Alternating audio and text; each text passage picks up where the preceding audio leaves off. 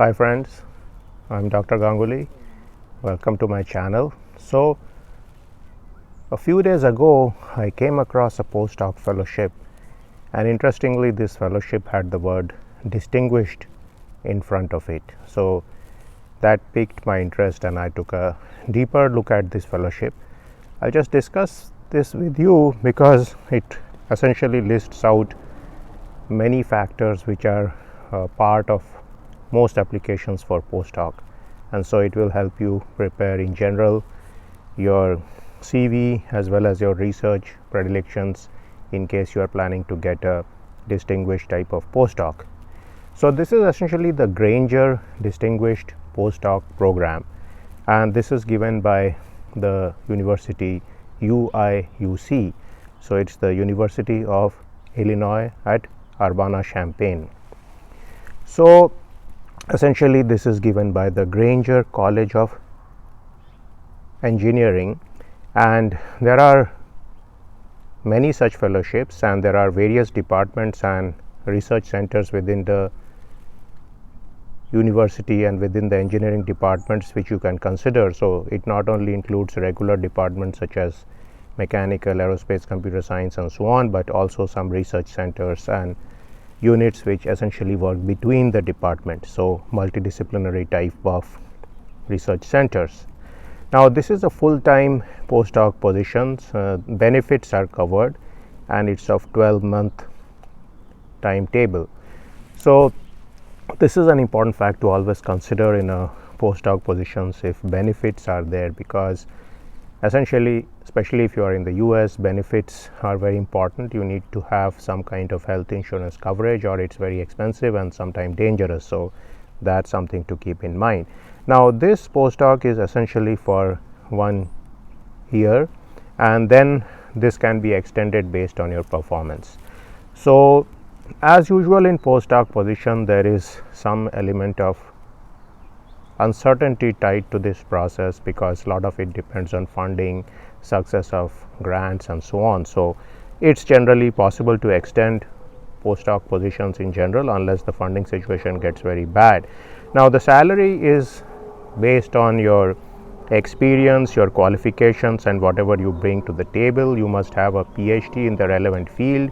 So again, remember that the PhD does not have to be exactly in the field in which you are applying. It can be in a slightly off field. So certainly if you are a person in mechanical background, you can apply to the aerospace engineering department or the civil engineering department and even to the computer science department. So whenever you are applying for a postdoc, never miss out on this particular possibility that you can do a postdoc in something which is slightly different from the field where you did your PhD. So that will certainly help your case.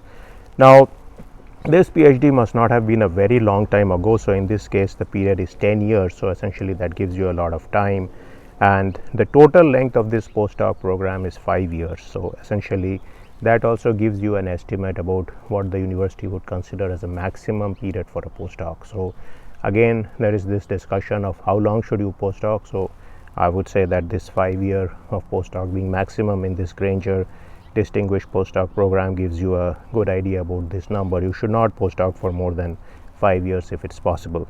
Now what are some of the things the postdoc tells you about? I mean, besides the usual stuff which you get in a regular postdoc, there are certain plans to teach all these candidates writing grant proposals and so on. So again, one of the main things about doing a postdoc versus doing a PhD is in the art of grantsmanship or how to write proposals, and this is something which unfortunately many PhD students are not taught well or not taught at all.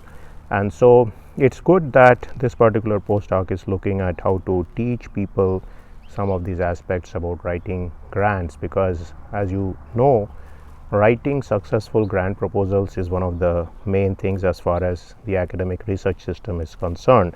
So they are going to give you some guidance about how to write grants and also some guidance about how to become a better mentor, not only a mentor of UG and graduate student, but also how to develop relationships and manage relationships with people.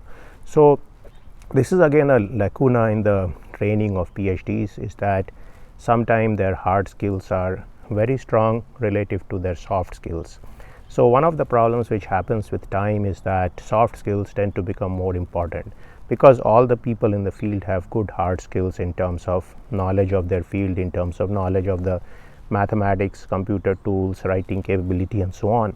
And what matters is how you are able to relate to your peers, to the people who work for you, for example the lab staff, the UG students, and so on, and also to your superiors. So essentially to the professors, the deans, the president of the university, and so on. So this is an art which needs to be learned, and it's always good to learn some of these things directly.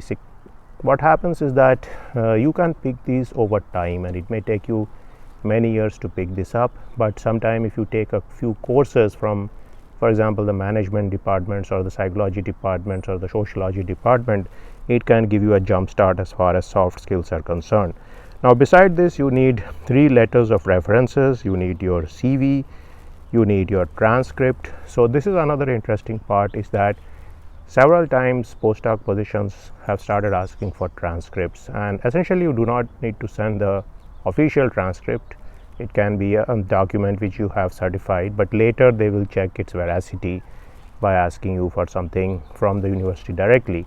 So essentially they look at the transcript to see what are the courses you have taken, what are the grades you have got, and what is the background in terms of courses you have taken and your grades. So for example, sometimes there are candidates whose grades are weak, but it may be that all their bad grades are in subjects which are not related to their research study. So I knew of a student whose GPA was very moderate, but he had got all A grades in his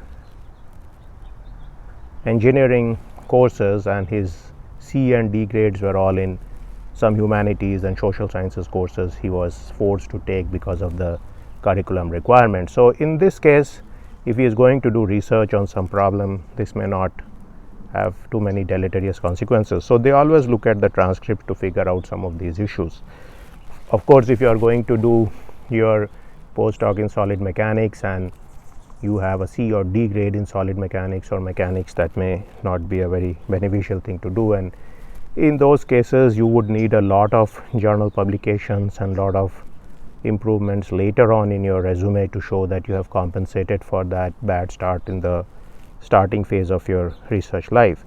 Now beside that, you need a research statement of 2-page. So again, this is a typical requirement. You need to give out a basic plan of what you have done in your research and where you are going. So at the stage of postdoc, you can list out probably one problem, because you are not applying for a faculty position, it's a postdoc, so one problem should be enough.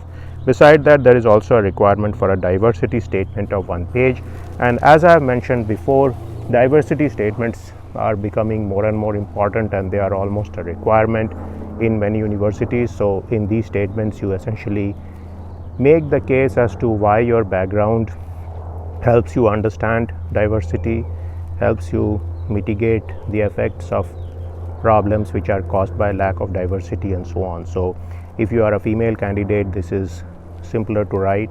If you are somebody with a foreign background, you can bring in that particular aspect into your diversity statement, and in general try to think of things which you can do to contribute to diversity. So in all these cases, it is best to look at the university diversity policy of inclusion, and then to see how you would write things to strengthen that. So try to pick up keywords from that and then write the diversity statement. So this is the Grainger Distinguished Postdoc program, and it's competitive, but one piece of information I would tell you is that in general, as far as academia is concerned, people are suckers for named postdoc positions. So very frequently later in life, if you are applying somewhere else, if your resume is being considered for a faculty positions and people look at names like Humboldt or Grainger or Fulbright, they very much like that, because essentially what has now happened is that the name of a well-known person has been connected to this postdoc, and on top of that, if you add the word distinguished, it sounds even more better. So certainly this is a case of a good postdoc possibility in case you are interested. So I will give the link to this postdoc on my comment section, and maybe you can apply sometime down the road.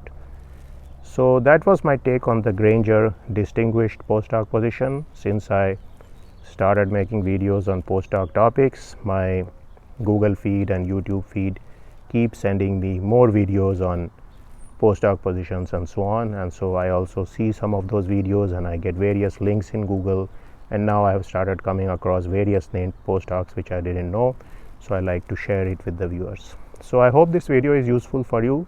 Stay tuned to my channel. I will see you in a video sometime soon. See you then.